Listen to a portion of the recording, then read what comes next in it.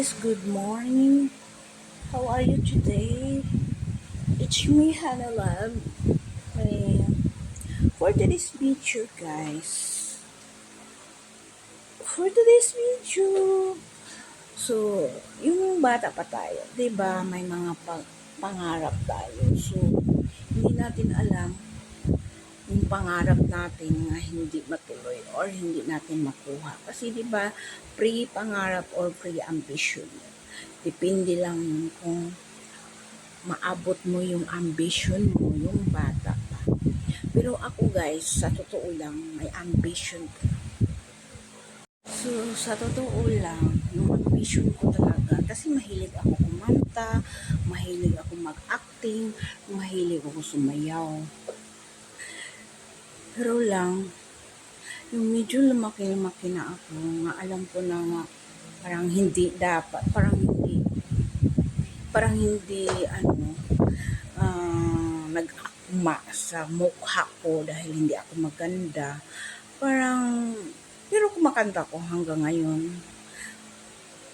Pero hindi ko alam kasi ang ambition ko maging artista.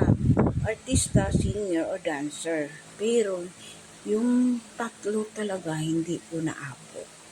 Dahil nga sa tingin ko parang hindi akma sa hitsura ko.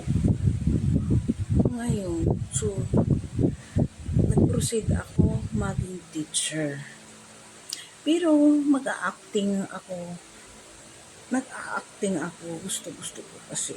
Pero, yun lang, hindi naabot kasi bata pa din ako.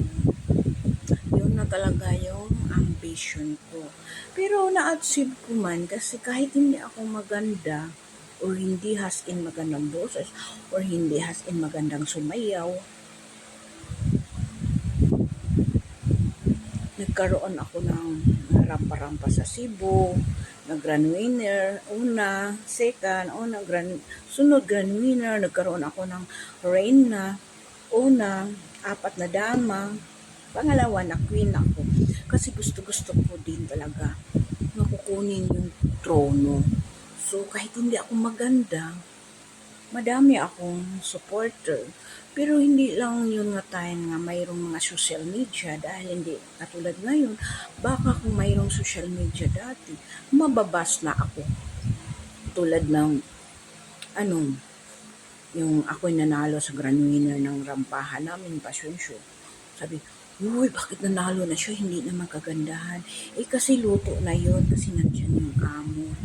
Kasi kasama din yung amo ko, lahat sila nag-prefer, supportive rin yung amo ko.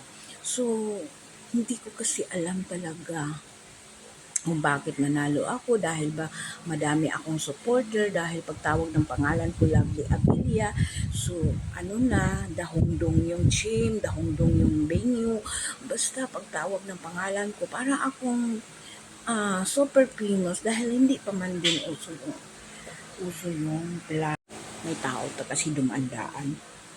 So yun, hindi pa kasi uso yung vlog. So wala pa nagbablog. So hindi pa ka matawag ng famous kahit sikat ka sa Barilis, Cebu. Kasi ang naanuhan namin dati yung radio pa kasi wala pa yung cellphone. So radio, kung nagbitbit ka ng radio dati, sikat ka na. At saka sikat talaga ko doon sa Barili dati kasi kilala ko. At saka madami akong mga kaibigan na mga mayaman like yung mga naglulunsad ng mayor.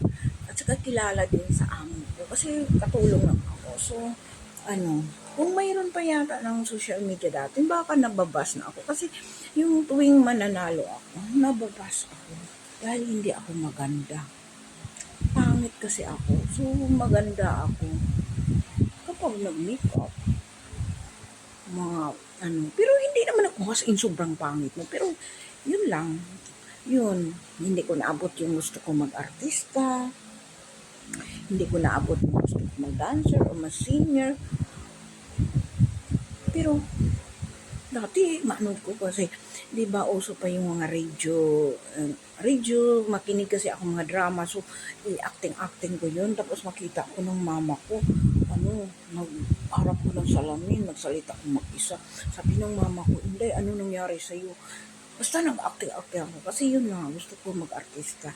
At saka mahilig ko mga artista. Diyos ko, kapag may mga artista sa Cebu, nandoon ako. Kasi siyempre, si Mayor Alquezula sa Cebu Barili, kapag may mga event, pista, malapit ang pista, libre kami pumasok doon sa venue. Lalo na yung amo ng ano namin. Yun guys, about sa ambition ko, yung bata pa ako. So, di ba madami tayong ambition. Pero, it's okay lang kahit hindi naabot yung ambition ko.